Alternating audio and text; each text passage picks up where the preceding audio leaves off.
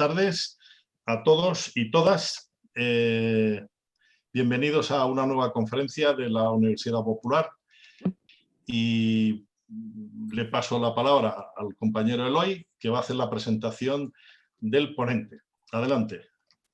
Buenas tardes, decía la Universidad Popular Carmen de Michelena. Les agradece, como siempre, que nos acompañen para escuchar nuestra conferencia de hoy, que se titula Isaac Asimov in Memoriam. Como sabemos, a finales del año pasado se han cumplido los 100 años de nacimiento de este escritor, que es muy conocido por sus obras de ciencia ficción, historia y divulgación científica. Para hablarnos de él ha venido una vez más el profesor Javier Ordóñez Rodríguez, catedrático de Historia de la Ciencia de la Universidad Autónoma de Madrid, muy conocido y apreciado por esta Universidad Popular, ya que nos ha honrado con su amistad de hace varios años y que nos ha regalado, que yo recuerde, 6 hermosísimas conferencias. La última de ellas, además, fue conferencia inaugural de la Universidad Popular. La astronomía tiene nombre de mujer, de Hipatia Leavitt. Y también recuerdo con especial cariño que en alguna ocasión, no sé si más de una, sí, por lo menos 2, hemos tenido que cerrar las puertas de nuestro salón de actos el 21 de marzo porque se nos había completado el aforo. Eso no todo el mundo puede decir lo mismo. Querido amigo Javier, cuando quieras puedes empezar.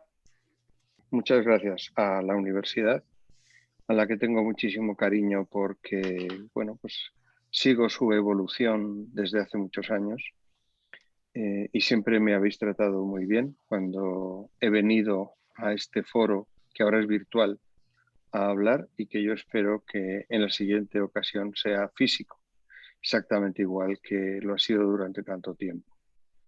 Porque eso indicará que estaremos bastante mejor de lo que estamos ahora y podríamos intercambiar no solamente miradas a través de una pantalla, sino pues abrazos y comunicación corporal, no solamente verbal. Yo quisiera, en primer lugar, decir que yo estoy dando aquí esta conferencia gracias a la insistencia y la capacidad de Eloy de convencer lo que no se puede convencer. Lo digo en su honor, porque realmente, aparte de sus pequeñísimos problemas físicos que los tiene para hacerse el interesante y para que todos le mimemos y todos digamos pobre Eloy, estas cosas, pues aparte de esos pequeños, tiene una enorme energía moral y mental que no se desanima. Yo probablemente si hubiera tenido que lidiar con alguien como yo, pues me habría mandado a la porra. Pero Eloy no. Eloy siempre tiene una buena palabra, siempre tiene una disculpa, siempre entiende que uno no puede hacer las cosas, etcétera, etcétera. Bueno, entonces, eso, en primer lugar, pues eso, agradecérselo a él especialmente, porque es el que ha seguido en la brecha para que hoy estemos aquí todos reunidos. En segundo lugar, tengo que decir que esta es la tercera vez que intento dar esta conferencia, porque, bueno, pues al principio iba a ser una conferencia inaugural del curso, pero yo me equivoqué y mi falta de capacidad tecnológica se manifestó en que hice un vídeo que todavía lo tengo y alguna vez os lo enseñaré, con una conferencia posible de Asimov que él he visto para poder aprender, para poder dar esta conferencia. O sea, me he visto a mí mismo, que estuvo grabada con muchísimas dificultades cuando yo estaba en Santander y montada con un programa que no conocía, etcétera, etcétera. Entonces, pues era como muy fatigoso hasta que Eloy me dijo, no, hombre, no, pero sí es mucho más fácil. Hay una cosa que se llama el Zoom y entonces tú te metes, hablas y nosotros te grabamos y punto. Y después, bueno, pues todas las vicisitudes físicas y psíquicas que puede tener la pandemia esta ha hecho que nos alarguemos y alarguemos y alarguemos hasta el día de hoy. Yo, el año pasado, en un curso que di en la Universidad Autónoma de Madrid, en plena pandemia, es decir, un curso en el que yo ya no veía a mis alumnos, pues dediqué 2 clases a Asimov porque me pareció que era lógico tener un pensamiento hacia una persona que ha sido tan importante en nuestra vida y especialmente entre los que hemos estudiado ciencias y que pertenecen a mi generación. Yo no tengo ningún inconveniente en decir mi edad. Es decir, yo nací en el 47, que es una cosecha pues francamente buena, ¿no?, de mucha gente. O sea, el final de la década de los 40 en nacimientos fue muy provechosa, porque todos coincidimos en la década de los 60 estudiando físicas y matemáticas y química y este tipo de cosas en la Complutense, porque todavía la Autónoma no existía. Y yo había estado en Barcelona primero y después vine aquí a Madrid. En fin, fue una carrera muy divertida la que yo tuve que hacer. Pero en aquel momento uno descubrió varias cosas, ¿no? Descubrimos los sindicatos, descubrimos los movimientos estudiantiles, pero también descubrimos la figura de un personaje singular, un poco bizarro, que se llamaba Isaac Asimov. Por lo menos en mi caso fue entonces cuando lo descubrí. Todavía no estaban traducidas las cosas, pero se podían conseguir en inglés porque Asimov tuvo tal éxito que se editaban y se reeditaban y se volvían a editar sus obras y circulaban en libros de segunda mano, de tal manera que si uno iba a una librería de segunda mano cuando viajaba pues, fuera de España, se encontraba siempre textos de Asimov. Y yo recuerdo haberlos leído en ese momento. Entonces Asimov ha sido para mí un referente. ¿De qué? Pues, en primer lugar, de que un científico pueda ser divulgador de la ciencia a través de dos registros. Por una parte, el registro histórico, es decir, Asimov es un gran divulgador de la historia, no solamente de la historia de la ciencia, sino de la historia. Y en segundo lugar, un gran divulgador de la ciencia. Estábamos en los años 60 y Asimov estaba muy dedicado a la publicación de ensayos históricos y, por supuesto, también ensayos de divulgación científica. Los americanos le llamaban el gran difusor, no ya divulgador, sino el difusor, como el gas que se va penetrando por la sociedad con las ideas científicas. Y a través de estas obras yo llegué después a conocer otras que en aquella época ya no eran tan importantes de Asimov, porque Asimov en la década de los 50 fue un gran autor de ciencia ficción, pero después en los 60 se dedicó a estas cosas. Entonces, ¿qué ocurre? Que Asimov comenzó a ser parte de una literatura que hacíamos o que leíamos los estudiantes de ciencias y que tenía una enorme riqueza conceptual y una cierta pobreza literaria. ¿Para qué no voy a decirlo? Es decir, que no es que sea un gran escritor, no es un escritor brillante. Y a través de eso, yo a través de él comencé a entrar en el mundo de la ciencia ficción como un sistema o como una manera, primero, de divulgar la ciencia y segundo, de anticipar la ciencia. Es decir, la idea de que la ciencia también tiene un cierto pronóstico de futuro. Entonces, por eso, cuando Eloy me planteó dar una conferencia, yo quise dar una conferencia que hiciera que honrara en cierta medida a Asimov y que tuviera esa capacidad de volverlo al presente. Bueno, Asimov es verdaderamente singular en todo, incluso en la fecha de su nacimiento, ¿no? Con lo cual, el año 2020, teóricamente, era el año que se celebraba el centenario de su muerte, de su nacimiento, perdón. Pero el centenario de su nacimiento era un poco peculiar, porque según el calendario gregoriano era el 2 de enero, pero según el calendario juliano era una semana antes, o sea, o 10 días antes, en diciembre.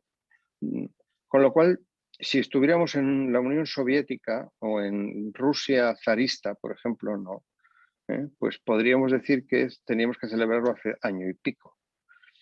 Asimov es un ruso, es un individuo que procede de una ciudad rusa que tenía una nutrida colonia judía.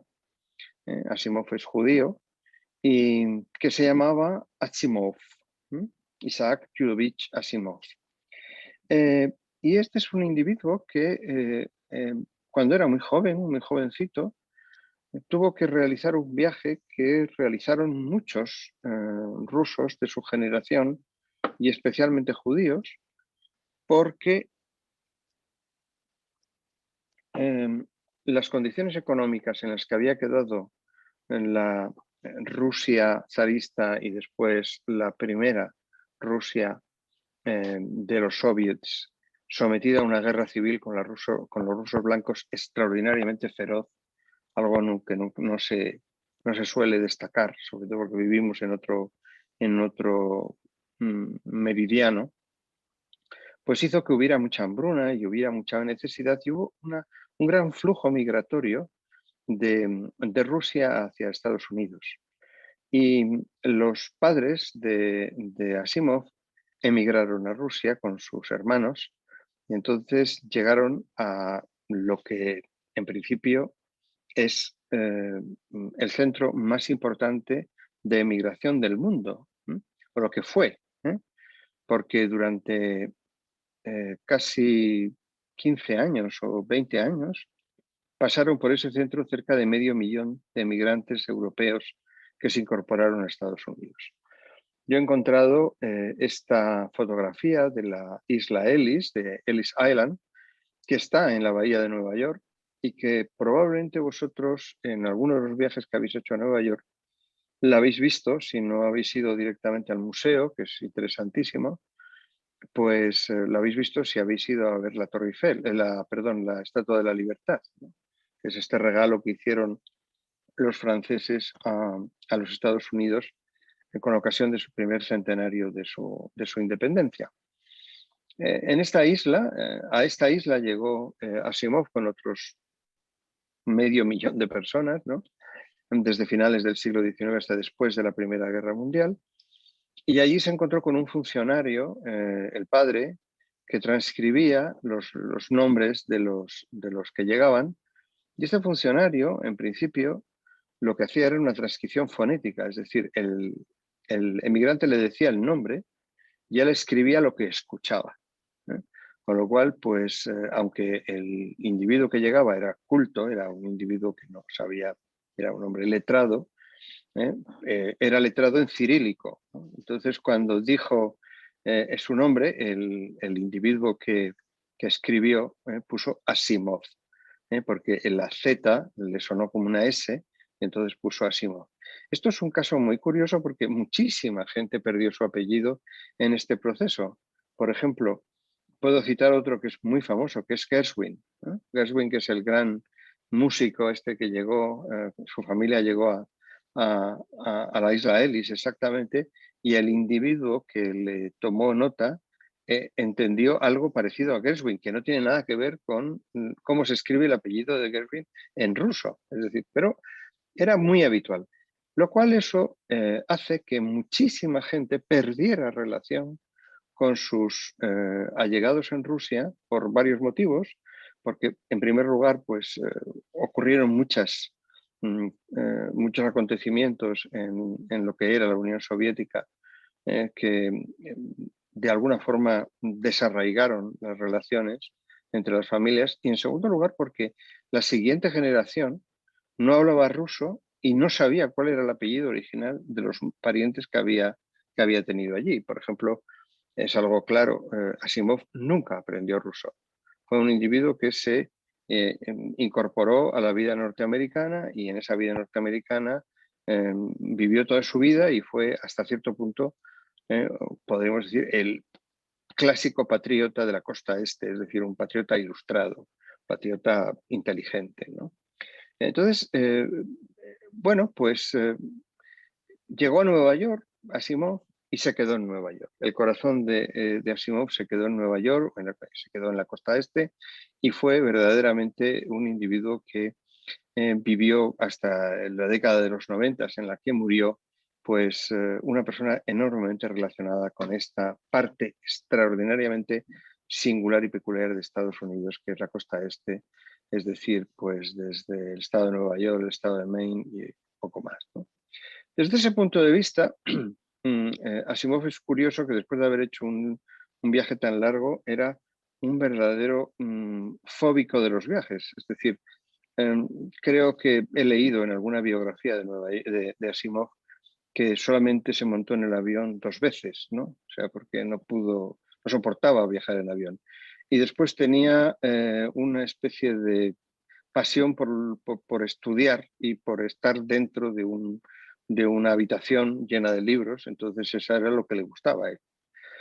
Y es curioso porque gran parte de su obra, la obra de divulgación histórica y la de divulgación científica, se basó en un uso verdaderamente magistral de las fuentes de información en forma de enciclopedias, manuales, tratados, que él pudo resumir y pudo simplificar para el gran público con una maestría que pocos han tenido.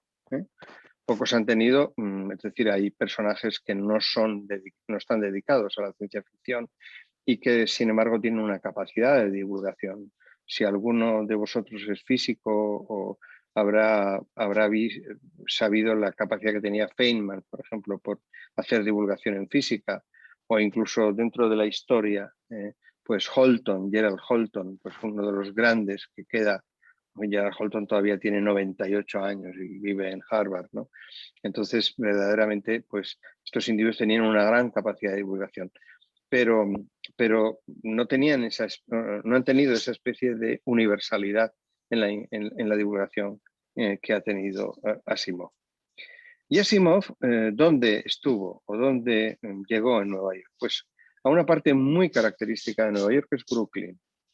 Yo no sé si vosotros conocéis Nueva York muy bien y si habéis estado en Nueva York, pues habéis visitado Brooklyn. Brooklyn está al otro lado del río.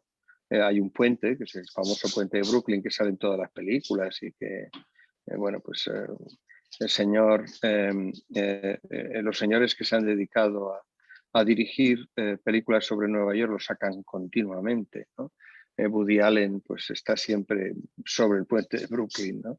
Se llega a una parte de Nueva York que hay una gran colonia judía que procede de la inmigración, primero de la Primera Guerra Mundial, como es el caso de Asimov, y después de la Segunda Guerra Mundial, después del Holocausto.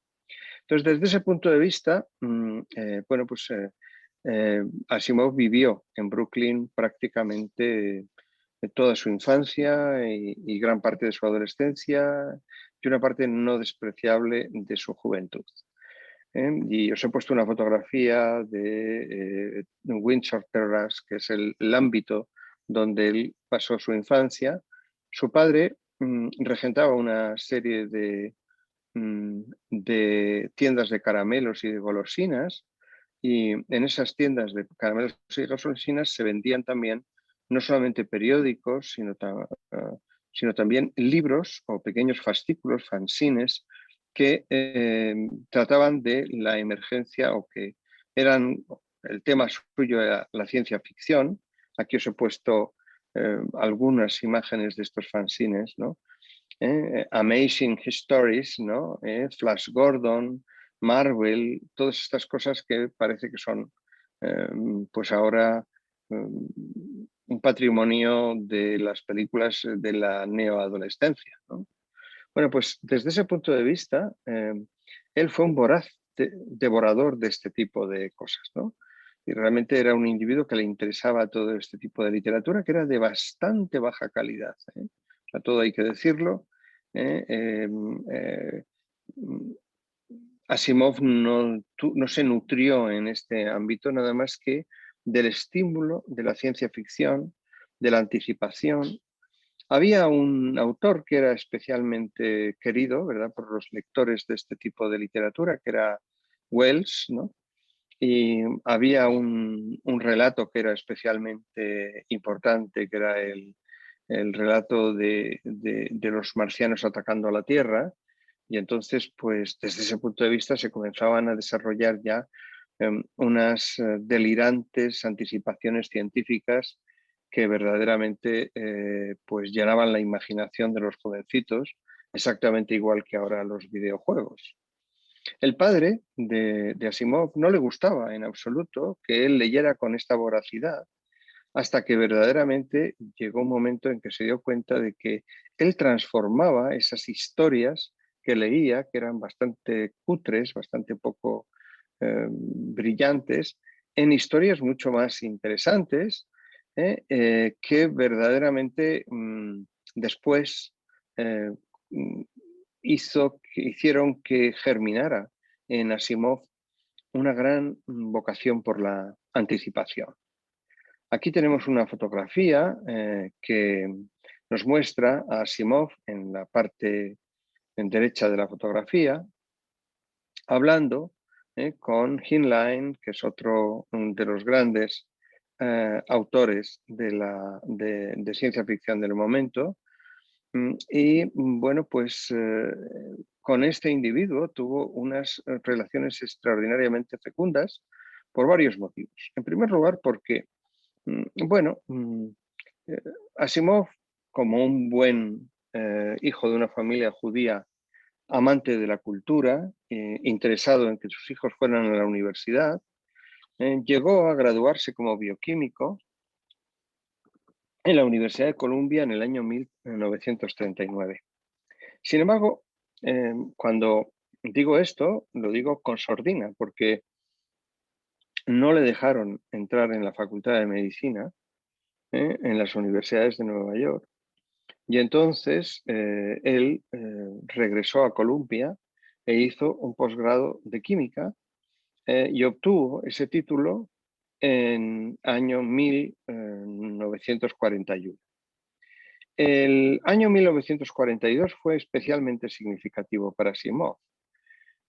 Al partir hacia la ciudad de Filadelfia, obtuvo un trabajo como investigador químico en los astilleros de la Marina de la guerra estadounidense y ese empleo lo mantuvo durante toda la Segunda Guerra Mundial y ese empleo se lo había proporcionado su amigo Heinlein, es decir, el otro individuo de su generación parecida, quizá era un poco mayor, ya veremos ahora los años que hay entre los dos, que verdaderamente le tenía un gran aprecio. Esto le permitió varias cosas. En primer lugar, no tener que ir al frente y dedicar muchísimo tiempo al estudio de la literatura fantástica del momento y que comenzara a escribir los primeros cuentos de ciencia ficción en aquel momento. Cuando acabó la Segunda Guerra Mundial en 1948, obtuvo un doctorado en química, lo que le permitió el acceso a la Universidad de Boston, donde permaneció como asociado, pero no tuvo ningún tipo de opción a la enseñanza. Aquí se produjo una cierta tensión. La universidad se daba cuenta que Asimov no tenía ningún interés en la investigación puntera, y ya sabéis vosotros que las universidades americanas son muy exigentes en este tipo de cuestión. Entonces, bueno, pues él era un individuo con cierto prestigio, cada vez mayor, tenía una enorme popularidad, escribía cuentos, ya veremos, en todos los magazines de ciencia ficción que podía acaparar. Tenía una buena relación con otros autores de ciencia ficción que forman, por decirlo así, la urdimbre de la generación suya, aunque no los tratará todos ellos personalmente. Pero bueno, pues la universidad le toleró ser profesor asociado. Al principio, en un momento determinado, incluso como no hacía investigación, no le pagaron, pero le mantuvieron como el título de profesor asociado. Y bueno, pues a Asimov no le importó porque para entonces los ingresos que obtenía como divulgador científico y sobre todo como autor de cuentos de ciencia ficción le eran suficientes como para poder vivir. Asimov siempre fue un individuo bastante modesto y lo que le interesó fundamentalmente es poder dedicarse a lo que él le interesaba. Y entonces lo más curioso es que en el año 1979, ya muy mayor, le promocionaron a profesor titular. Fijaros, no sé si conocéis la Universidad de Boston, pero la Universidad de Boston es la alternativa a Harvard. Está enfrente, o sea, está en la misma ciudad y se dice que, bueno, es un chiste, que las parejas de los que están en Harvard buscan trabajo en la Universidad de Boston, ¿no? Como si fuera una universidad segunda. Pero ya me gustaría a mí que en España hubiera muchas universidades como la Universidad de Boston, ¿no? ¿Cuál es la generación que forma parte de Asimov? Pues una generación que vosotros tenéis presentes por multitud de narraciones que os han llenado la imaginación. He citado aquí solamente 5, que hay muchos más, o sea, podrían citar una veintena, pero tampoco quería abrumar en una conferencia como esta, ¿no? En primer lugar, Ray Bradbury, ¿no? Es lo que se llama el poeta de la ciencia ficción, ¿no? Que vosotros habéis oído hablar, aunque solamente sea de una novela, que es Fahrenheit 451, que está escrita en 1953, en este periodo del oro de la ciencia ficción, donde también Asimov va a producir lo más interesante de su trabajo literario. Y después, Crónicas Marcianas, que es una narración que a mí me resulta mucho más interesante que la de Fahrenheit. Fahrenheit es una distopía y, sin embargo, Crónicas Marcianas es una poesía sobre Marte y sobre lo que puede hacer el ser humano cuando llega a un lugar y acaba con todo lo que hay anteriormente a él, ¿no? Una especie de reflexión un poco melancólica de el destino del hombre blanco inevitable, como decía London, ¿no? Después es curioso porque Ray Bradbury le pasa como a Asimov, o sea, estableció epos fundamentales. Por ejemplo, el epos que yo os puedo mencionar aquí es el de Godzilla.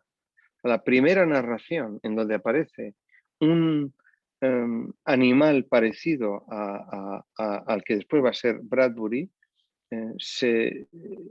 perdón, al que después va a ser Godzilla, aparece en una narración de Ray Bradbury que dio lugar a una película, ¿verdad? Es muy interesante, sobre la posibilidad de resucitar un gran dinosaurio, un gran animal por medio de las explosiones, las explosiones nucleares. Perdonad, ya veis que mi voz no está bien. Bien, el segundo autor que he convocado aquí es Philip Dick. Y Philip Dick es un individuo que pertenece a otro mundo, es decir, es el mundo californiano, y su gran producción, aunque comenzó a publicar en el año 50, es en el año 62, en la década de los 60, y publicó una de las novelas más famosas de toda la historia de este momento, que se llama Sueñan los androides con ovejas eléctricas, y que después se llevó al cine con el nombre de Blade Runner.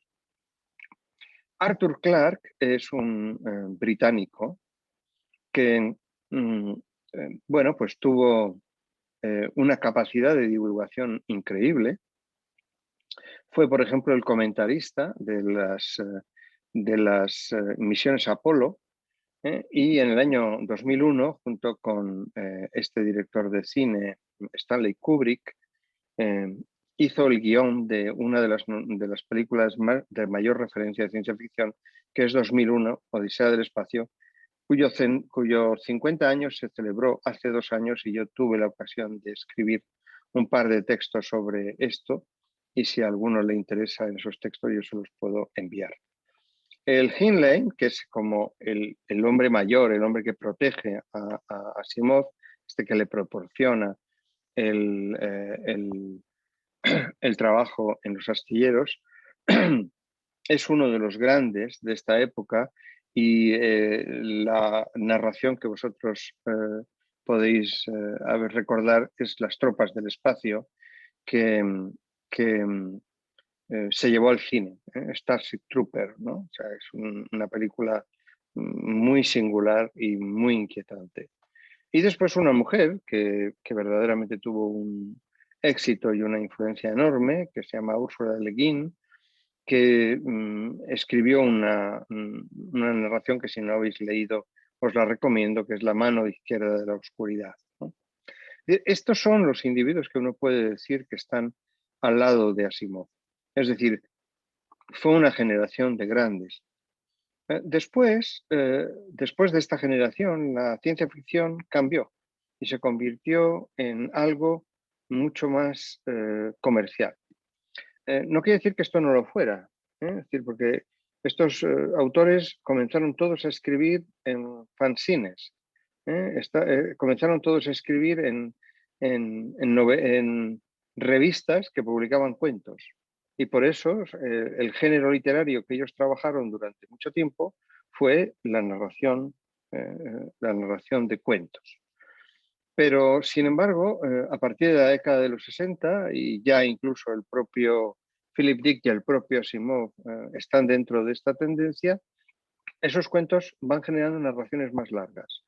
Y esas generaciones más largas dan lugar a series, ¿no? Series de narraciones con los mismos personajes, con los mismos epos, etcétera, etcétera.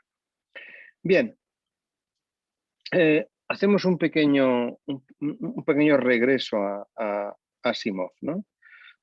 Y os pongo aquí una cita que os podría dar muy bien la dimensión de lo que era este individuo, ¿no? Realmente era un individuo que, con esa especie de tradición judía, admiraba extraordinariamente la educación y valoraba extraordinariamente la educación. Y la educación no era simplemente lo que había recibido en su escuela, sino esa capacidad que mantuvo durante toda su vida de seguir leyendo, seguir formando. Y fijaros lo que dice en esta cita: mi biblioteca de libros de referencia creció y me encontré con que tenía que sudar sobre ellos en mi constante temor de que pudiera malinterpretar un punto que para alguien conocedor del tema sería ridículamente simple. Es decir, este individuo escribió como los grandes divulgadores. Los grandes divulgadores, por una parte, si no son simplemente divulgadores de su campo, sino son divulgadores generales de la ciencia, tienen que tener un ojo puesto en las obras de referencia que ellos están escribiendo o que están de donde se están nutriendo, y por otra parte, con el otro ojo, tienen que tener mucho cuidado en no decir trivialidades, en no decir cosas que puedan dejarles en ridículo entre gente más formada y gente que tuviera o que tenga una mayor dimensión del conocimiento. Por decirlo así, si uno hace divulgación sobre un tema que está alejado a su propia formación, puede darse el caso que el que está dentro de la pomada de esa cosa que está divulgando lo considere ridículo. Y entonces él adopta el desafío de, no, quiero escribir de tal manera que el individuo que es especialista en lo que yo estoy escribiendo entienda que yo he entendido bien el asunto y que verdaderamente puedo difundirlo bien. Este dribbling que aparece aquí en Asimov fue como un dogma para él a lo largo de toda su vida y lo llevó a cabo de una manera verdaderamente sorprendente. Es un individuo que escribió entre 450 y 500 obras. Y cuando se dice obras, pues tampoco es muy preciso lo que os digo, porque hay cosas que son colecciones de cuentos y colecciones de cuentos que después se refunden en otras colecciones de cuentos que tienen solamente la innovación de incorporar 2 o 3 cuentos más, con lo cual muchas veces el conjunto de obras de ciencia ficción se repite y hay muchas veces que se hacen ediciones de los cuentos de Asimov que sacan unos cuentos y cuentan otros, incorporan otros, entonces parece que esto era un escritor infinito. No, no era un escritor infinito. El número de cuentos que escribió es finito y el número de libros que no son de ciencia ficción, pero son de divulgación, también son finitos. Lo único que ocurre es que son muy numerosos. Yo he dividido la obra de Asimov en varios bloques. En primer lugar, el bloque de divulgación histórica, el bloque de divulgación científica y el bloque de ciencia ficción. Y dentro de esto los cuentos, y pongo aquí cuentos porque son innumerables, durante, digamos, entre el año 42 y el año 1960, o sea, entre el 42 y el 60, escribió muchísimos cuentos. Y de hecho vivía de eso. Y las revistas como Astounding Science Fiction, que estaba dirigido por el famoso John Campbell, pues le dio entrada a partir de 1939 en sus páginas y en sus publicaciones, ¿no? Y en 1939 comenzó a publicar en esa revista, y hay un primer relato que se llama Aislados en Vesta, y ahí, digamos, en el año 1939 comienza su gran pasión.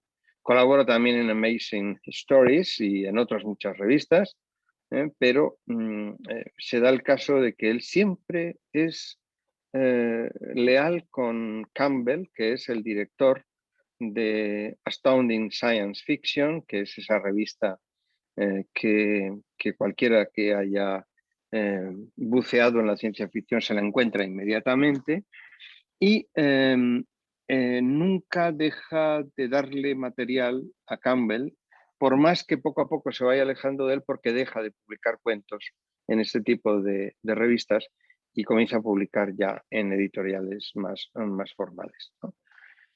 Bueno, después está la saga de la Fundación, es decir, que tiene valor propio, y después toda lo que puede ser la saga de robots, ¿no? La divulgación histórica. Y he comenzado con la divulgación histórica, que es algo que comienza muy tarde. Le interesa mucho explicar la historia. Es un individuo que se siente humanista científico. Es un judío curioso. Si queréis hablar de sus posiciones religiosas, es un judío que se declara ateo, pero se declara ateo como los judíos se declaran ateos, es decir, no como los no judíos que se declaran ateos. Es decir, hay muchas formas de ateísmo, ¿no? Y de hecho incluso es presidente de una asociación humanística que se confiesa manifiestamente atea. Pero ya os digo, esto merece un matiz, ¿no? Nosotros tenemos una idea un poco así del siglo XIX, del ateísmo del siglo XIX. Entonces, desde ese punto de vista, es un individuo que le interesa la historia, es un humanista, le interesa la explicación histórica. Y fijaros, yo he puesto aquí dentro de divulgación histórica 4 libros que a mí me sirvieron en su momento extraordinariamente bien para entrar en algo que yo desconocía absolutamente.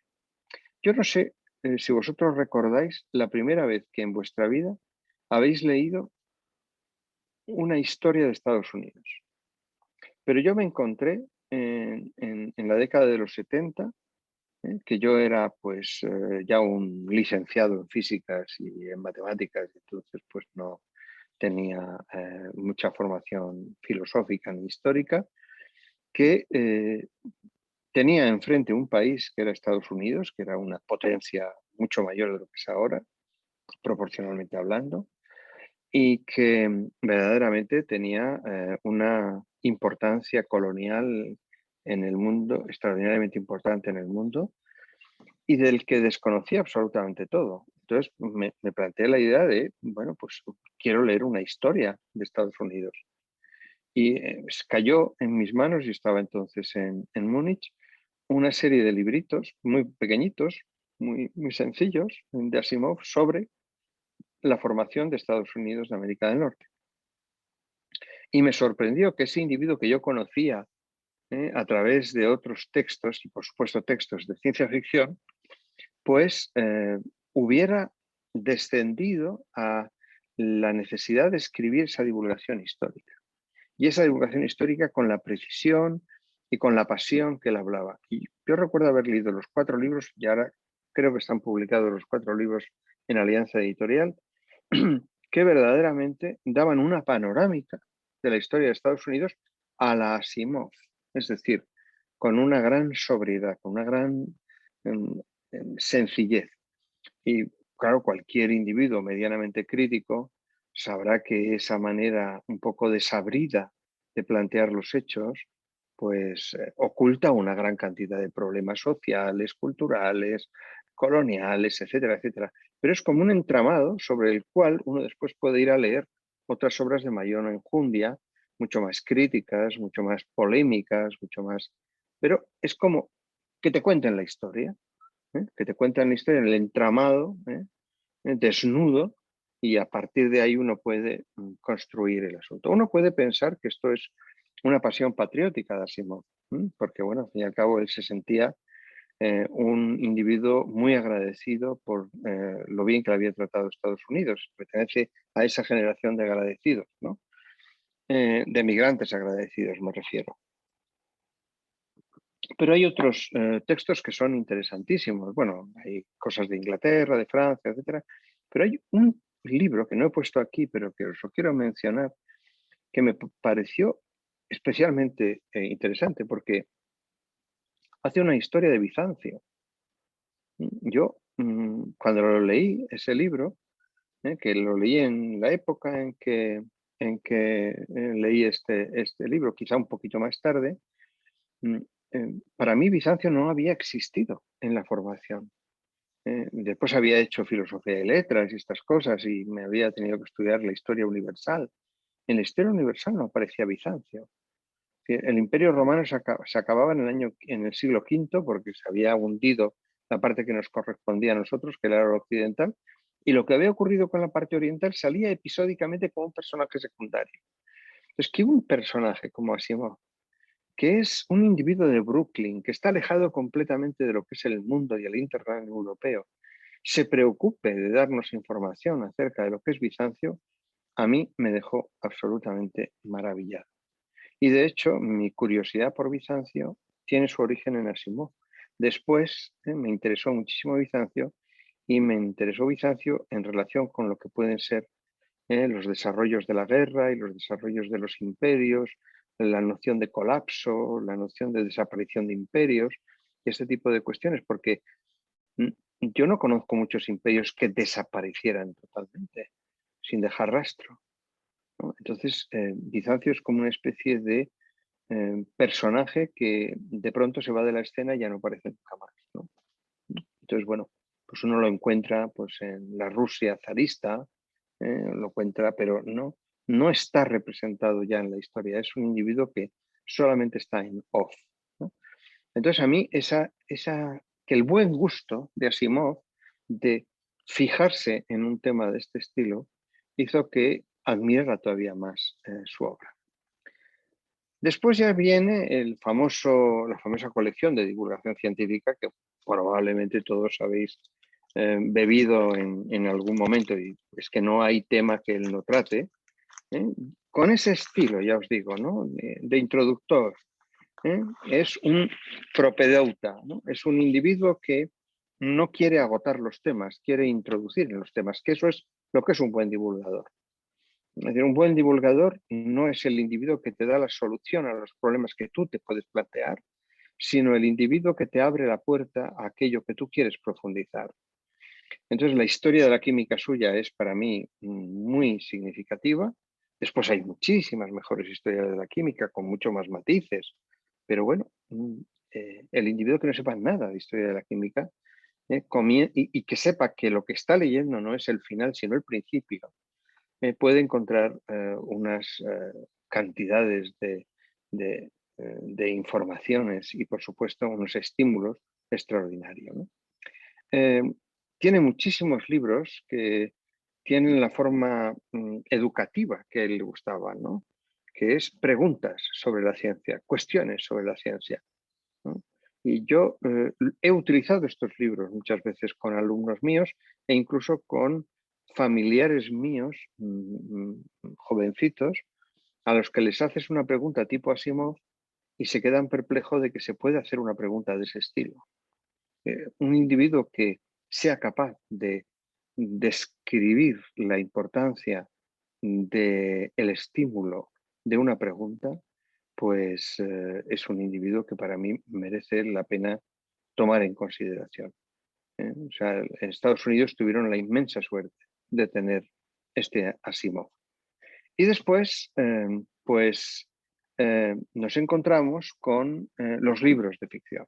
Los libros de ficción, los libros ya de ciencia ficción pura y dura. Y aquí os he puesto en esta diapositiva una consideración. Esta diapositiva, si alguno me habéis oído otro tipo de conferencias, la habréis visto en mi conferencia, porque no pertenecen a Asimov, sino pertenecen a Clark, y que hablan de lo que significa la anticipación. Claro está, el señor Clark y el señor Asimov eran muy diferentes y la noción de anticipación era muy diferente. Pero lo he querido poner aquí porque después nos vamos a encontrar que una persona mucho más desmelenada que Clark, que es Asimov, es capaz de hacer pronósticos de anticipación. ¿Por qué? Pues porque la ciencia tiene muchos registros, ¿no? Se puede presentar a la sociedad de muchas maneras y tiene unas dimensiones culturales muy diversas. Y además depende de la ciencia que se trate. La ciencia en general no existe. Existen las ciencias. La ciencia solamente existe para los individuos que les gustan los abstractos, ¿no? O sea, pues los filósofos, los metodólogos y este tipo de cosas, que bien está que existan. Pero lo que existe en la historia son ciencias, saberes, prácticas, habilidades, en fin, experiencias, cosas de este estilo, ¿no? Incluso en matemáticas, no estoy refiriéndome únicamente a ciencias empíricas, sino ciencias muy formales. Entonces, bueno, pues en las ciencias pues tienen, como os he dicho, muchos registros. Bueno, el registro más elemental es resolver los problemas que ellos mismos se plantean o problemas que les plantean de unas ciencias a otras, dar descripciones del mundo, dar teorías, saber cómo pueden modificar el mundo que les rodea. Por eso toda ciencia tiene un cierto contenido tecnológico y se nutre, ¿verdad?, de una tecnología. En fin, no os voy a dar una clase de filosofía de la ciencia, que todavía sería más aburrido de lo que estoy diciendo, ¿no? Pero también tiene otra dimensión, que es una dimensión especulativa, y cuando digo especulativa quiero decir fantástica. O sea, que es que las ciencias hacen promesas. Las ciencias nos prometen cosas, nos prometen que el futuro será de una manera o de otra. Esto comienza en el siglo XIX y no solamente comienza en el ámbito de la ciencia ficción, sino en qué será el mundo cuando se desarrolle de esta manera con las ciencias y las tecnologías que se tienen. Es decir, la ciencia vive uno de los mayores monedas de cambio que tiene es que es una fábrica de promesas, ¿no? Entonces, hay, digamos, el yin y el yang, está presente el individuo prudente que dice, no hagamos promesas, ¿no?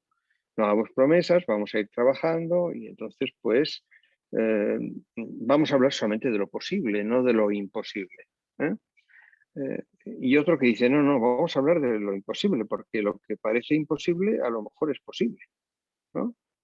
O sea, los individuos que pensaban que no había ninguna posibilidad de fabricar productos en el laboratorio que fueran productos que nosotros en nuestros cuerpos fabricáramos, como la urea, se encontraron con que sí se podían fabricar en el laboratorio esas sustancias, ¿no? Y entonces hay esa especie de tensión en este yin y yang, ¿no?, entre lo conservador y lo liberal, ¿no? Es decir, en lo que nos habla de vamos a hacer las cosas de una forma segura, y otro que digan, bueno, pero arriesguémonos un poquito, porque también nos gusta levantar un poco el velo de lo que va a pasar. Porque resulta que si esto se desarrolla de esta manera, a lo mejor llegamos a tal sitio. Esa dinámica no solamente está en la ciencia ficción, está también en la propia ciencia. Entonces, Clark, llevado de eso, pues enunció estas tres leyes que nos vienen muy bien al hilo del discurso sobre Asimov, teniendo en cuenta de que Clark era un contemporáneo de Asimov. Vivió mucho más tiempo, pero coincidió bastante en su vida, quizá porque Asimov murió pronto. Fijaros, cuando un distinguido científico de edad madura afirma que algo es posible, es casi siempre correcto. Cuando afirma que es imposible, es muy posible que esté equivocado, es muy probable que esté equivocado. Es decir, el decir el hablar de la imposibilidad nos lleva al error. No podemos decir que algo no se puede hacer. Podemos decir que no sabemos hacerlo ahora. Y después, la segunda ley es, la única manera de descubrir los límites de lo posible es aventurándose un poco más hasta lo imposible, ¿no? Es decir, tener esa especie de capacidad transgresora que tiene él, por ejemplo, en 2001, Odisea del Espacio. La única diferencia que hay entre Clarke y Asimov es que él va un pasito más. Es decir, él está siguiendo lo que está ocurriendo con el Apolo, entonces sabe que van a llegar a la Luna, entonces él da el paso siguiente de que la Luna ya esté habitable, ¿no? Ya haya colonias de las potencias mundiales y ese tipo de cosas, ¿no? Sin embargo, Asimov habla de cientos, de miles de años, recorre la historia como si fuera una autopista, ¿no? Y la tercera ley de Clarke, que también es muy interesante y por eso la he puesto aquí, cualquier tecnología suficientemente avanzada es indistinguible de la magia. O sea, vosotros lo único que tenéis que hacer es hacer un experimento mental, ¿no? Coger a vuestro abuelo y llevarle en una especie de túnel del tiempo, un teléfono móvil con pantalla táctil, y haced que vuestro abuelo, ese hipotético, al que vosotros no le decís nada porque el abuelo vive en su época, y cuando me refiero al abuelo es el abuelo de nuestra edad, es decir, el que no vive ya, o sea, el que no ha visto esta transformación. Darle un teléfono móvil y hacer que toque la pantalla y entonces que eso todo se ilumine, etc. Probablemente pensaría en primer lugar que le estaría haciendo trampa y que eso es un efecto de magia potagia de estas que hacen los magos en las ferias de pueblo, ¿no? Porque lo que nosotros ahora consideramos absolutamente normal ha sido en algún momento mágico. Es decir, igual que fue mágico la locomotora de vapor para los Sioux, o fueron mágicos los arcabuces para los mexicas cuando llegaron los españoles. Es decir, que siempre una tecnología que que irrumpa en una determinada cultura es mágica. Entonces, si uno lo aplica eso al futuro, resulta que ¿qué tipo de magia nos espera? Es lo que diría Clarke. Bueno, pues en llegando a esto, entonces ya podemos pasar a las predicciones de lo que hizo Asimov. Asimov, no me voy a perder en la enorme cantidad de tipos de cuento que tiene. O sea, no, sino voy a seleccionar dos grandes sagas. En primer lugar, la saga de la Fundación y en segundo lugar, la saga de los robots, ¿no? Porque, digamos, son dos ejemplos que se acomodan extraordinariamente bien a lo que puede ser las leyes de Clarke. Es decir, bueno, pues vamos a hacer una anticipación. Fijaros, en primer lugar, todas estas novelas que después fueron publicadas consecutivamente en el año 51, 52 y 53, pues comenzaron con series de relatos. Asimov era un individuo, como os digo, de escritura muy parca, muy seca, muy informativa. Y cuando pasaba a la parte literaria era muy malo, en el sentido de que no tenía vis literaria, no tenía capacidad literaria, no. Eran fundamentalmente diálogos o descripciones muy elementales, muy someras, y todo lo que mantiene la atención son estos diálogos entre los personajes que verdaderamente describen a través de estos diálogos la situación del entorno. Entonces, la fundación está escrita o concebida en un momento de gran conflicto. Fijaros que esta fundación se comienza a publicar en el año 51, que es el año en que comienza la paranoia nuclear. Es decir, es el año de la guerra de Corea. Vamos, de la guerra de Corea es el 50, pero es el año en el que los norteamericanos, que consideraban que eran los únicos que poseían los secretos de la energía atómica, pues descubren que los soviéticos la tienen. En el año 49 se producen las dos explosiones primeras soviéticas, que son exactamente la correlación de las bombas de Hiroshima y de Nagasaki, y que demuestran que la Unión Soviética tiene un poder nuclear. Y entonces comienza a gestarse en Estados Unidos y en todo el mundo que gira en torno a Estados Unidos la sensación de vulnerabilidad y de que aquello se puede acabar. ¿Cuál es la genialidad de Asimov? Que en el trasfondo, con ese trasfondo político, genera una historia que no alude a una guerra, sino a la destrucción interna, descomposición, de un imperio, que en vez de ser un imperio norteamericano o soviético, es un imperio galáctico. Es decir, proyecta todo lo que puede ser su gran fantasía leída en los fanzines y leída en los cuentos a los que él tenía acceso en las tiendas de caramelos de su padre, a una gran conflagración, en una gran sociedad que se ha desarrollado producto de la invasión de la especie humana y de otras especies en el ámbito galáctico. Entonces, lo que él imagina es un colapso en el que un gran imperio se ha destruido.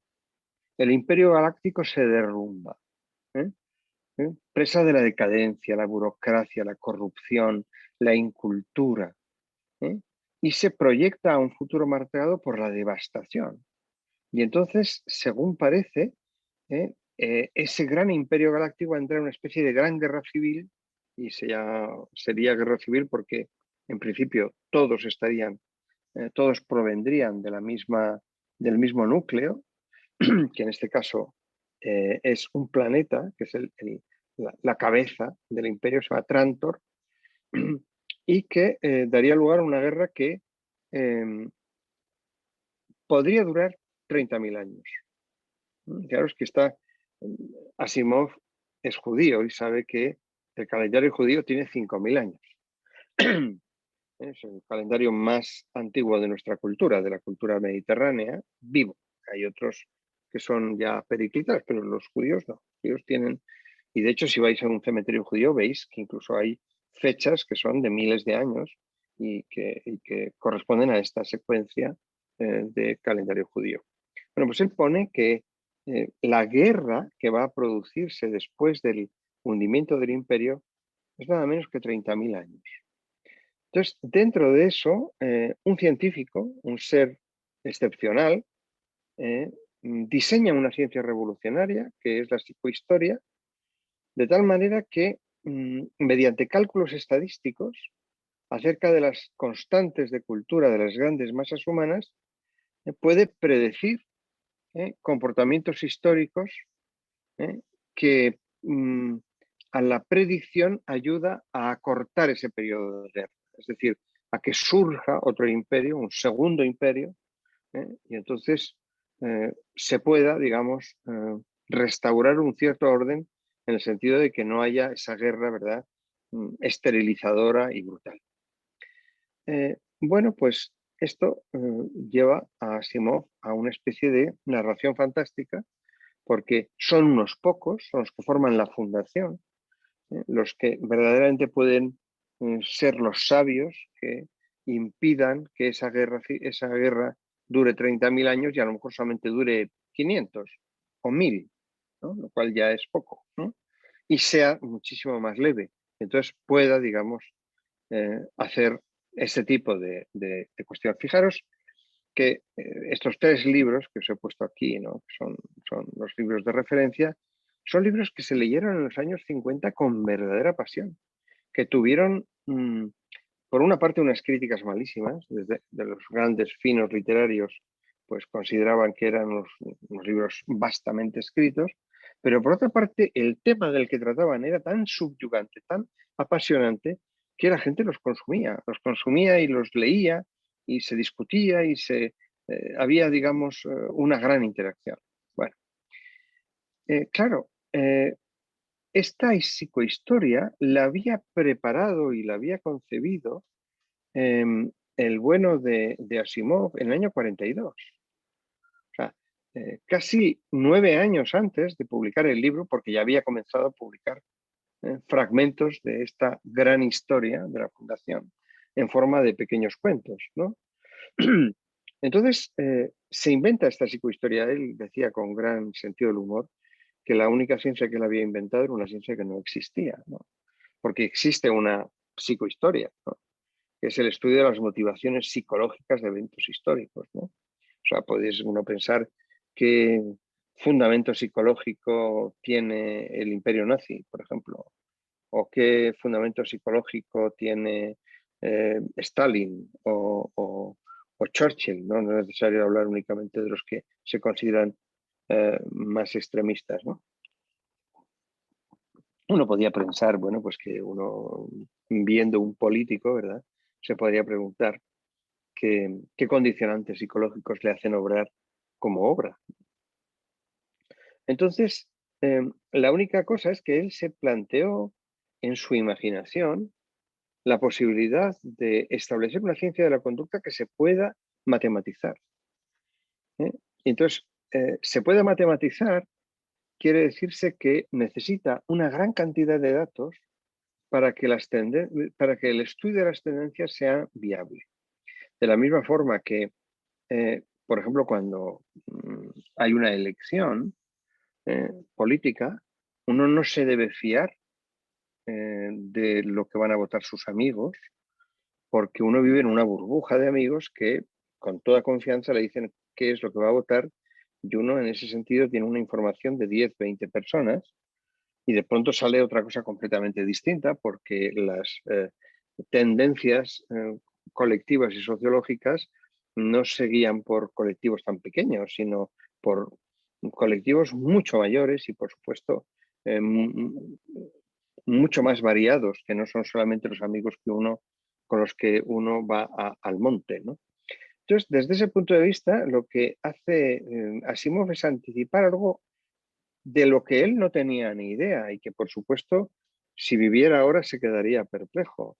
Y es poder tener información de el comportamiento y de los deseos y de las emociones de colectivos que pertenecen a millones de personas, decenas de millones de personas, cientos de millones por personas.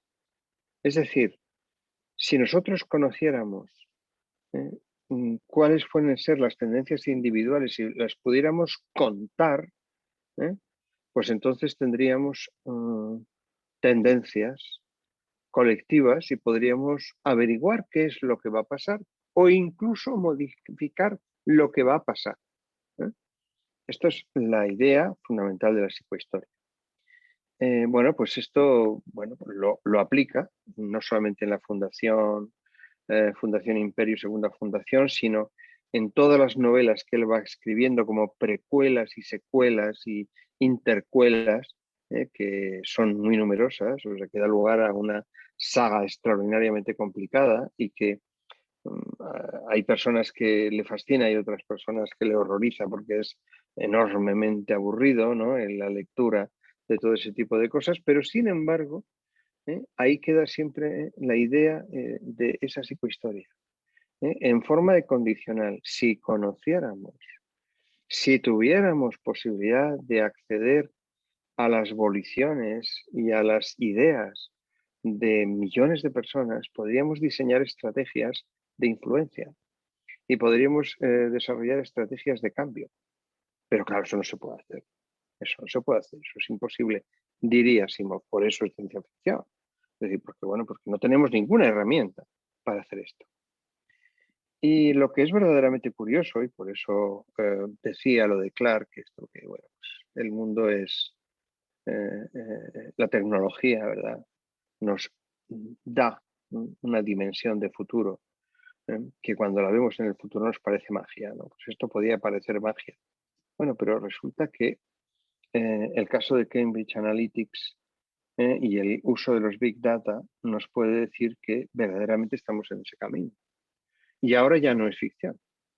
Ahora lo que tenemos que hacer es impedir que los individuos que tienen acceso a todos nuestros datos los utilicen en contra nuestra o los utilicen para condicionarnos. Lo que Asimov no se le ocurrió, porque verdaderamente era buena persona, era imaginar que estos individuos que nos roban los datos, vamos a decirlo de una manera suave, no que nos roban los datos, que usan nuestros datos, tienen esos datos porque se los damos. Es decir, nadie nos obliga a darlos.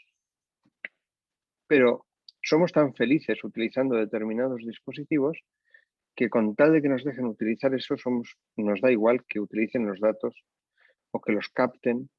Y uno puede decir, yo no quiero que haga eso, yo no tengo móvil, yo no tengo pantallas, yo no estoy escuchando la conferencia de Javier Ordóñez, yo soy Toro, ¿no?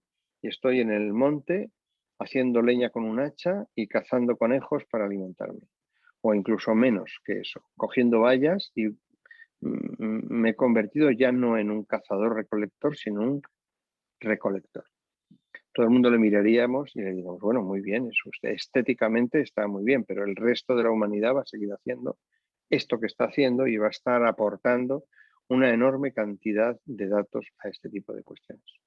Bueno, pues os lo dejo simplemente como reflexión, realmente. Eso que está en la Fundación, eso que parece que es una ciencia imposible, eso que era una ciencia imposible, esa que probablemente, tal y como la concibió Asimov, es una ciencia imposible, con otro paradigma de algoritmo puede ser posible. Bien, y la segunda parte, que verdaderamente indica una capacidad de predicción muy notable, es la serie de los robots. Y la serie de los robots, uno puede decir, bueno, los robots ni los inventó Asimov, ni fue el primer individuo que habló de ellos, ni nada parecido. Pero les dio una personalidad que ningún otro autor de ciencia ficción lo dio hasta entonces. Hay muchos robots en el cine, en la literatura, en fin, o sea, incluso yo tengo un amigo que ha escrito un libro sobre robots en el cine y es una enciclopedia, o sea, un personaje curioso y que es apasionado de los robots, ¿no? Y que si estuviera aquí diría, no, el robot, la primera vez que apareció fue en el año 20 o en el año 30, de acuerdo. Pero la importancia que tuvo la colección de cuentos de Yo Robot y después todo lo que eso ha tenido lugar en el desarrollo posterior es verdaderamente notable. ¿Qué es un robot? Pues un robot es una creación humana que tiene una determinada inteligencia que está dada por el ser humano. Y entonces lo que plantea Asimov no es el robot, sino las consecuencias de tener robots. Y cómo los seres humanos pueden llegar a tener miedo a los robots. Y cómo estos seres humanos están absolutamente incapacitados para prescindir de los robots. De la misma forma que no se prescinde del móvil. De la misma forma que no se prescinde de Internet. De la misma forma que no se prescinde de ninguna tecnología. Porque curiosamente las tecnologías que se desarrollan, las tecnologías de uso, esas que salen como procesos de interacción de lo científico y lo tecnológico, pues son tecnologías que se pegan a nosotros, nos constituyen como seres humanos, nos modifican y no nos modifican desde un punto de vista evolutivo, biológico, sino desde un punto de vista evolutivo cultural. Entonces, los robots aparecen como elementos problemáticos que están realmente cerca de nosotros y que acaban determinando no solamente nuestra conducta, sino lo que somos, ¿no? Claro, realmente un robot puede ser cualquier cosa que haga un trabajo para nosotros, ¿no? Y por eso los robots se llaman así desde el punto de vista de lo que es los enseres de cocina. Dice, yo tengo un robot mejor que el tuyo. Yo tengo un robot que vale 1.500 euros y tú tienes un pinche robot de 200 que ni muele ni hace nada, que no... En fin, o sea, estamos discutiendo. No, yo tengo un robot que limpia, ¿no? Yo tengo un robot que limpia. Bueno, pero el robot, cuanto más sofisticado es, más en contacto está con una red, más capaces de chivar datos nuestros a alguien, ¿eh? Por ejemplo, qué tipo de alimentación llevamos o cómo es nuestra casa, como puede ser el robot que limpia. Entonces, resulta que el robot tiene esa capacidad enorme e infinita de conseguir que dependamos de él. Comienza la serie de robots en el año 42 con un peligro, con el robot que tiene que tomar decisiones y que tiene que tomar decisiones para saber si tiene que salvar o qué modificación tiene que hacer para que el ser humano sobreviva o no sobreviva. Estamos en la superficie de Mercurio. Y entonces el robot comienza a convertirse en un ser que puede tomar decisiones, pero que puede tomar decisiones que verdaderamente afecten al ser humano de una manera letal. Y ahí surgen estas famosas 3 leyes de la robótica, dentro de la utopía robótica, que son leyes de limitación. Es decir, en una sociedad utópica ideal, el robot lo que tendría que hacer es estar siempre al servicio del ser humano. No es casualidad que algunos de los robots que imaginó Asimov más tarde intentasen que los aceptaran sin éxito como humanos. Por ejemplo, el hombre del Bicentenario. O que fueran tratados como seres inferiores, como en el cuento de las bóvedas de acero. O bien que los robots llegaran a presentarse a las elecciones y entonces tuvieran que ocultar su condición de robot, ¿verdad? Para que verdaderamente no les apartaran de las elecciones, como es el caso de la narración de evidencia. Todas estas narraciones lo que hacen a Asimov es reflexionar sobre la ética de los robots. Y la ética de los robots es una ética que está impuesta por el ser humano para impedir que estos robots atenten contra los seres humanos. Pero como cada vez son más perfectos y además tienen características que no tienen los seres humanos, por ejemplo, un desgaste, porque son más simples desde el punto de vista de lo que es la concepción, porque están fabricadas o bien por los seres humanos o bien por otros robots, entonces pueden llegar a producir algún tipo de xenofobia contra ellos por parte de los seres humanos, que puede llegar un momento en el que quieran eliminar a los robots. Es verdaderamente curioso porque después los robots pueden ser más inteligentes que los humanos.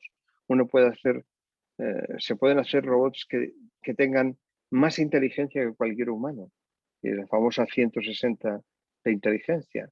Es decir, y entonces él se plantea el hacer estas leyes de la robótica dentro de una utopía, que es la utopía de la sociedad robótica. E inmediatamente el problema que surge es ¿cómo es posible que el ser humano, que no tiene comportamiento ético, pueda inducir a los robots un comportamiento ético? Esta es la gran paradoja que se plantea Asimov. ¿Cómo es posible que nosotros podamos darle cosas que nosotros no tenemos? Podemos darle inteligencia porque lo tenemos, pero no podemos darle ética porque no tenemos ética. Y entonces, de alguna manera, nos encontramos con que estos seres humanos, estos seres robóticos, están haciendo el papel de buenos creados por unos malos. Los seres humanos son seres bastante imperfectos, éticamente hablando, pero que sin embargo quiere tener unos seres, unos sirvientes que sean éticamente perfectos. Esto es el mito del sirviente, ¿no? Uno quiere tener un sirviente que sea mejor que uno. Uno es una mala persona, pero el sirviente tiene que ser bueno, ¿no? Entonces, esta es la gran paradoja que plantea Asimov. De la misma manera que puede decirse que los Big Data anticiparon estos problemas de la psicohistoria, las leyes de la robótica y el planteamiento de esos robots cada vez más sofisticados han dado lugar a discusiones en el mundo contemporáneo increíbles, ¿no? Como por ejemplo los derechos de los robots, si los robots tienen que pagar impuestos o no tienen que pagar impuestos, en fin, otra serie de cosas que ya están dentro del ámbito legal, pero que recuerdan de alguna manera el ámbito de lo que puede ser el mundo de el señor Asimov. Bueno, pues como fin de fiesta os voy a poner un tipo, un pequeño vídeo que está hecho en el año 2013 sobre robots, en donde un robot realmente quiere admirar un pájaro y qué es lo que le pasa cuando puede o quiere admirar ese pájaro. Porque lo que verdaderamente es interesante es la pregunta de cómo podemos nosotros introducir emociones en los robots. ¿Cómo podemos nosotros hacer que esos robots sientan lo mismo que nosotros sentimos ante la belleza, o ante la esperanza, o ante lo que puede ser toda la dinámica emocional nuestra? Espero que se oiga este vídeo. Es un vídeo que dura 29 segundos.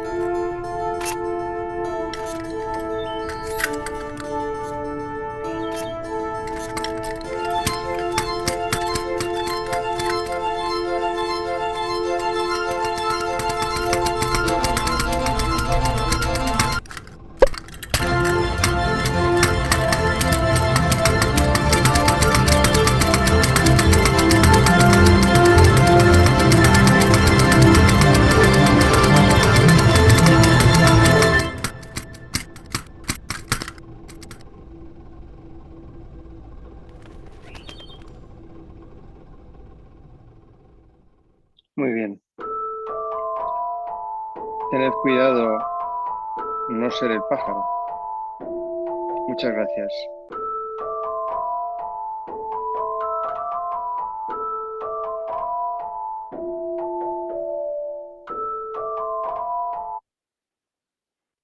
Muchísimas gracias en primer lugar a Javier, que comentaba que nos has descubierto o recordado, depende del caso, a un personaje realmente deslumbrante. Seguro que a mí al menos, nos has provocado montones de preguntas, ¿no?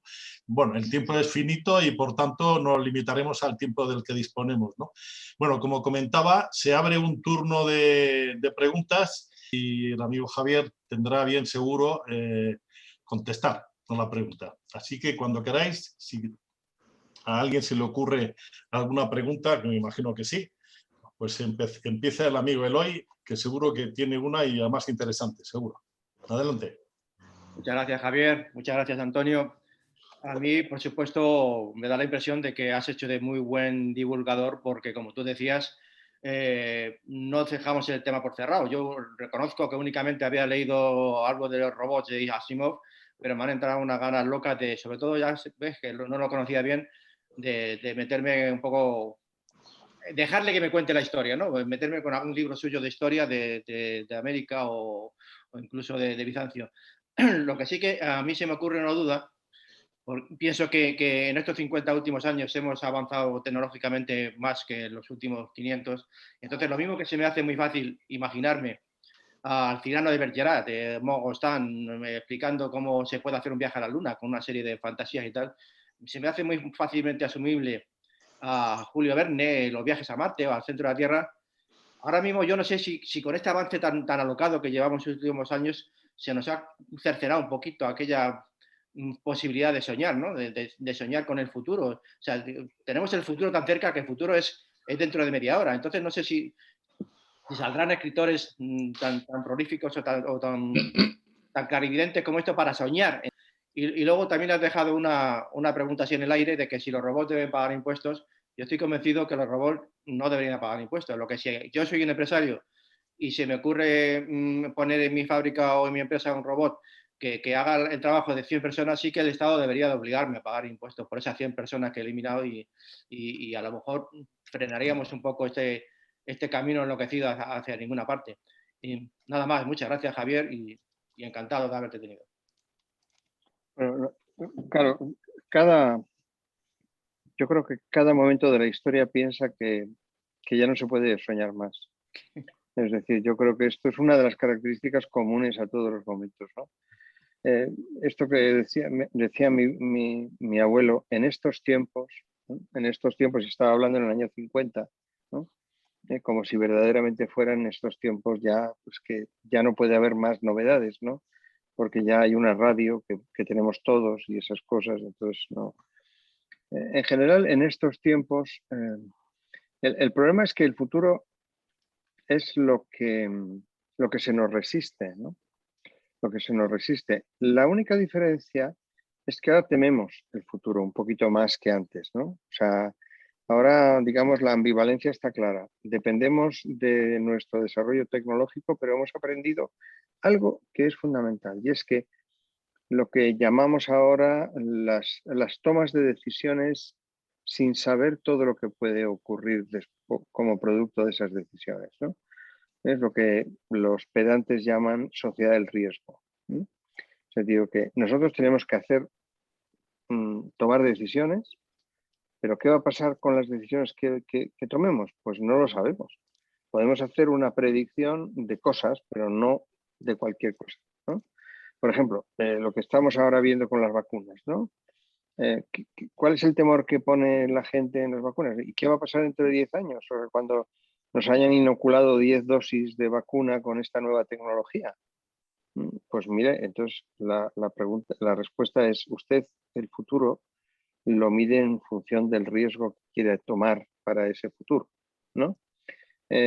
Bueno, estoy hablando de las vacunas porque es un tema que se habla ahora y este tipo de cosas. La gente que tiene miedo y que piensa que no se quiere poner ninguna vacuna y cosas de este estilo. Pero eso ocurre en todas las tecnologías, ¿no? Si hacemos el 5G, Bueno, pues es que esto condicionará mucho nuestra sociedad, de tal manera que a lo mejor no nos gusta la sociedad que sale. A lo mejor, pero no tenemos ingredientes suficientes, o sea, no tenemos psicohistoria para hacer predicción de lo que puede ser tomar una decisión tecnológica tomada. Entonces, bueno, se ha complicado mucho el asunto, y ha aparecido como protagonista importante de todas las decisiones tecnológicas una dimensión política que siempre ha estado presente, pero que ahora es muy presente. O sea, hay centros de decisión política, hay países que prefieren tener taberneros y tener camareros, ¿no? Pero hay otros países que no, que quieren tener biólogos, tecnólogos y gente que haga cosas que tengan que ver con el futuro tecnológico. Y entonces ahí sí se dan decisiones que van a afectar. La única diferencia es que afectarán a todos, no afectarán únicamente a aquellos que lo tomen, sino a todos los individuos que formen la sociedad humana.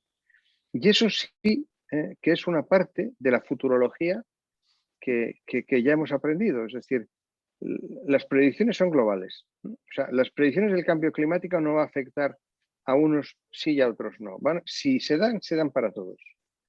Eso sí que lo hemos aprendido y eso realmente nos hace plantearnos el futuro de otra manera. No tan lineal como en el caso de Julio Verne, que es enternecedor, claro. En el caso de Asimov ya no es enternecedor, es un poco temible, porque está viviendo en una sociedad sometida a unas tensiones muy grandes. Las sociedades de la Guerra Fría pues no eran tan felices, o sea, estaban bastante acogotadas, ¿no? Ahora tenemos el problema de la enorme fluidez de comunicación humana, que una variante de una enfermedad puede llegar en un mes a todas las partes del planeta. O sea, en ese sentido, cada momento tiene su miedo y sus emociones, y a partir de eso sí que se puede fabricar pronósticos. Lo que pasa es que ahora ya son pronósticos. Hay un instituto en Oxford que es un instituto de futurología, que se dedica a esto. Y es de la Universidad de Oxford. O sea, no es una cosa de estas para el nene y la nena y con la bola de cristal, sino que se hacen estudios en serio. Es verdaderamente interesante. Bueno, no sé si te he contestado, probablemente no te he contestado, pero da igual porque tú y yo somos amigos, aunque no te haya contestado. Muy bien. Ahora tiene la palabra Andrés de la Fuente. Vamos a ver. Ahora. Ha sido un placer, Javier, de oír otra charla tuya después de las que hemos oído durante el PUMA. Simplemente es el hacer una observación. A mí en el curso 75, en el 95-96 me pilla en la Universidad de la Fuerza Aérea Americana. Y entonces, en ese curso, el jefe del Estado Mayor de la Fuerza Aérea Americana pone un problema que va a liderar la universidad. Decir cómo puedo seguir en el futuro siendo la Fuerza Aérea líder en el mundo. Y el planteamiento que se hace es de que si desde que yo diseño un sistema aéreo, un avión, hasta que es operativo 100%, pasan 30 años, lo que tengo que hacer a día de hoy, si quiero diseñar algo para llegar al futuro ser el líder, es algo que se enfrente de forma efectiva a la amenaza que voy a tener dentro de 30 años. Y montan un equipo que pilla unas cuantas universidades y el equipo más fuerte que buscan es de escritores de ciencia ficción. Y de... Sí, no te rías, es cierto. Qué bien, que no, pero me hace gracia. Entre el equipo, gran parte de ellos son gente que ha escrito en el cine de ciencia ficción, que tiene novelas de ciencia ficción. Y eso fue uno de los grupos importantes del equipo que al final sacó sus conclusiones que duraron un año y pico. Bueno, pues es una observación fascinante, porque yo también hubiera cogido gente de ciencia ficción, porque son muy libres, ¿no?, haciendo este tipo de cosas. Muchas gracias, Andrés. Tiene la palabra Manuel Ángel Alonso, cuando quieras, por favor. Muchas gracias. Empiezo por decirle al maestro, no tengo nada que decir, ya lo ves, porque tiro por la calle del medio, Javier. Empiezo por decirle al maestro que muchas gracias, pero continuaría con una cosa que a mí es lo que más, además de otras consideraciones, me ha agradado. Y es literalmente que me hayas devuelto a mis 14 años y a esa imaginación de, además de libros que eran de pena, porque no eran ni de bolsillo, Sí. que me hacía leer a este buen hombre. Pero también te voy a decir otra cosa. Con el tiempo he ido viendo que muchas de las fantasías y del enfoque que daba Asimov a mucha de su literatura, objetivamente se ha ido cumpliendo. Es decir, esa evolución o esa imaginación que gastó, pienso que también el tiempo le ha ido dando en algunas cosas la razón. Sí, claro, claro. No, eso es indudable. Hay muchas cosas. No os he puesto una diapositiva que tenía preparada de cosas que se han cumplido. Por ejemplo, el coche sin conductor. Esto lo plantea, además lo plantea robóticamente. O sea, es una consecuencia de la teoría de los robots. Pero hay otras muchas cosas. O sea, ahora no me acuerdo cuántas, pero vosotros podéis entrar, porque Internet está lleno de este tipo de ejemplos. Yo lo que más me gusta de Asimov es que no era pedante. O sea, Ray Bradbury, que es muchísimo mejor escritor que Asimov, y bueno, lleno como el poeta de la ciencia ficción que os decía, ¿no? Es un individuo que escribe desde la melancolía y escribe desde las emociones. Asimov no. Asimov es un científico escribiendo. O sea, y eso me gusta porque, bueno, pues le da una cierta sobriedad, ¿no?, a la cuestión. Y entonces a mí me resulta interesante. Y se cumplen cosas, porque se cumplen cosas muy curiosas, ¿no? Por ejemplo, una de las cosas que verdaderamente llama la atención es todo lo que se refiere al mundo de las comunicaciones, ¿no? Las comunicaciones, bueno, pues no predice la red de Internet, pero predice cosas, ¿no? Cosas que tienen que ver con inteligencia artificial y con cosas que después están en la base de todo este desarrollo. Pues muchas gracias, Manuel Ángel, muchas gracias. Gracias, Vicente, cuando quieras. No sé si Rosa Guerrero tiene voz, pero lo que pregunta es lo siguiente. Quería hacer una pregunta sobre inteligencia artificial y la aplicación de los algoritmos. ¿Por qué no hay unas normas o leyes de aplicación igual que las 3 leyes de la robótica? Bueno, eso es una buena pregunta. Si supiera responderla, escribiría un libro, porque verdaderamente es la pregunta, que es las condiciones legales en las que se mueve toda la robótica. Es decir, el mundo no es como Asimov lo planteó, tan absolutamente racional, unitario, etcétera, donde se puedan dar leyes de este estilo. El mundo es mucho más complejo y mucho más caótico, o sea, es más caótica. Entonces, el lugar donde se nota más el caos es en el ámbito jurídico. Y en el ámbito, los juristas no son caóticos, los que son caóticos son los legisladores, ¿no? Los legisladores que verdaderamente tienen serias dificultades para abordar un problema que no entienden, que es el papel epistémico de los robots. Es decir, se lo han encontrado de bruces cuando Cambridge Analytica ha intervenido en una elección. Entonces se dan cuenta, ojo, es que eso podían haberlo hecho antes. Pero ¿cuántas preguntas parlamentarias se hacen sobre cuestiones científicas en nuestro Parlamento, por ejemplo? O sea, esto incluso os puedo avanzar que es un tema que yo he trabajado con un equipo de investigación de Valencia que estudia este tipo de cosas y es demoledor, no interesa nada, absolutamente nada, ese tipo de cuestiones. Me interesan otras muchas, pero luego esta no. Todo lo que tiene que ver con ciencia y tecnología, pues la legislación pasa ampliamente del asunto. Y este es un tema fundamental. Es un tema fundamental que además, bueno, el único momento en el que se aborda es cuando se aborda a escala europea, a escala de la Comisión Europea. Entonces sí, entonces se dan cuenta de que pueden interferir en elecciones y cosas de este estilo. Entonces les llena un poco el cuerpo de pavor. Pero en realidad pocas cosas les interesa, absolutamente pocas.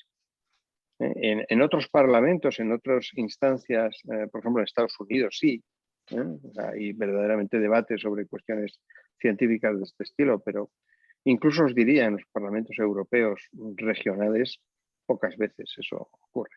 Pero tienes razón, Rosa, tienes razón. El por qué no se da, esa es la gran pregunta, porque esa es, la respuesta es una respuesta política, no tecnológica. Javier, sobre Asimov se pueden hablar o se puede tratar de muchísimos aspectos. A mí me interesa casi más el Asimov divulgador histórico y científico que el Asimov futurista de la ciencia ficción, pero bueno, son gustos personales.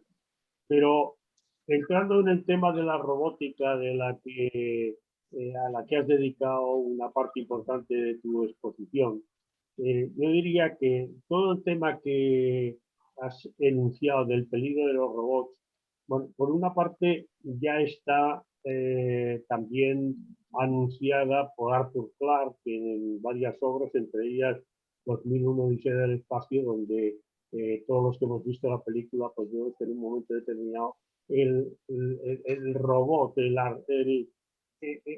la mente, el ordenador que controla la nave adquiere su propia autonomía y quiere gobernarlo todo.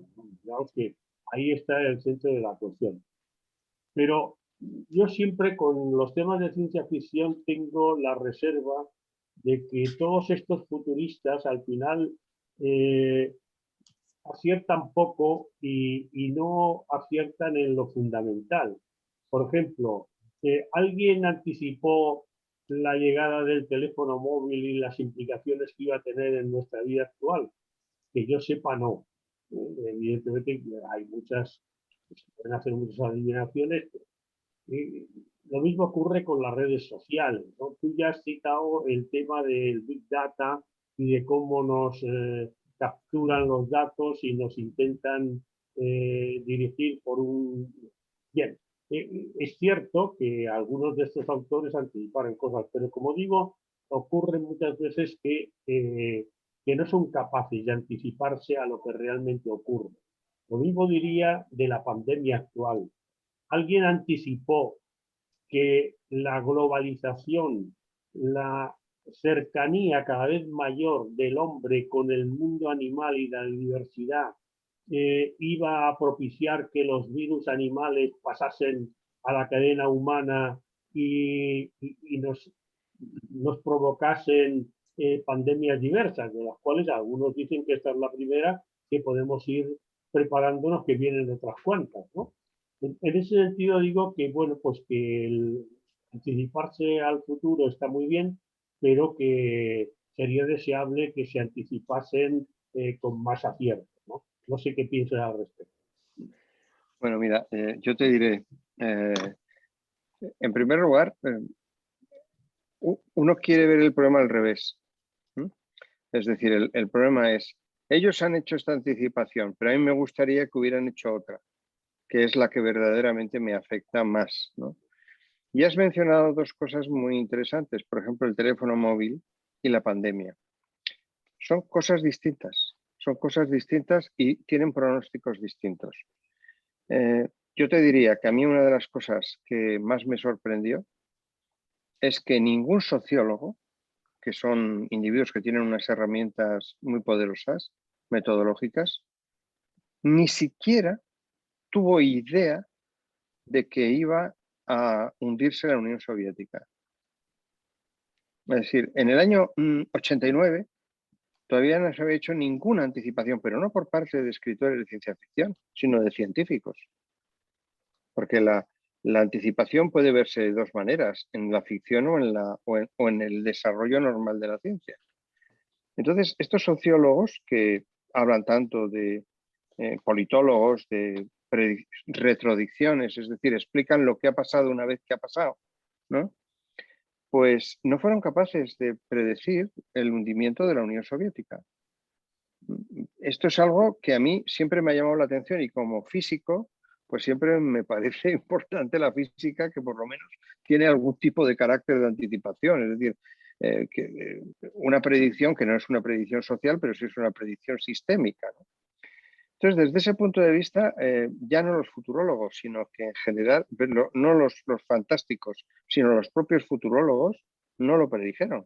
Es decir, en Múnich, en Stamberg, había un instituto de futurología dirigido por Carl Friedrich von Weizsäcker, que después, bueno, su hermano fue presidente de la República Federal Alemana, y sin embargo no fue capaz de predecir en los años 70 que en los años 90 iba a haber un colapso de uno de los grandes pilares de estabilidad mundial, que es la Unión Soviética. Pero dicho eso, uno puede decir, hombre, cuando Asimov hace ese tipo de fantasías, no está pensando que está haciendo anticipación. Está simplemente pensando que está haciendo fantasía. Entonces, claro, a quien tenemos que pedir explicaciones es a los individuos que tienen esas herramientas de anticipación, es decir, todo lo que es la sociología, la politología, etc. Dicho esto, te diré que el teléfono móvil no se predijo, pero sí se predijo la pandemia. Lo que pasa es que nos hemos olvidado. En los años 2008-2009 corrió un miedo espantoso a la famosa gripe A y al SARS. Y entonces yo estaba en Berlín, perdón, y verdaderamente cada día salían en los periódicos artículos de científicos advirtiendo lo que tú has dicho. El salto de los virus a los animales no se habían dado todavía, pero se comenzaron a dar, y era algo que yo entendía mal, porque yo no soy biólogo, entonces no tengo herramientas como para entender todo lo que decían, pero la presión evolutiva que estamos sometiendo a determinadas especies, como por ejemplo, pues aves, por ejemplo, hacen pensar que esa presión evolutiva hará que salten virus de los animales a los hombres. Esto lo he leído. Y esto es en el año 2009 y la pandemia comenzó en el 2019. O sea que algo de anticipación sí había habido. Lo que pasa es que quien lo hace son unos colectivos que muy fácilmente los políticos llaman escandalosos, que son gente que no sabe, que en realidad lo único que hacen es crear susto, pero en realidad no pasa nada.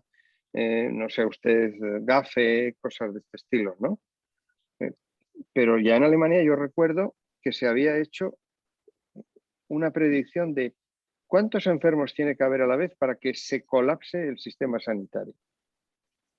Eso es una predicción del año 2009-2008. O sea que ahí sí que hay, y hay ese tipo de cosas. ¿Pero por qué?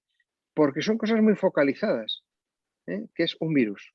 Sin embargo, cuando la cosa es más difusa y más sociológica, o sea, el uso, ¿cómo puede predecir que le vas a dar a cada humano un aparatito y que este aparatito tiene un localizador y que tú vas a decir on en el localizador y que lo pueden hacer 2.000 millones de personas?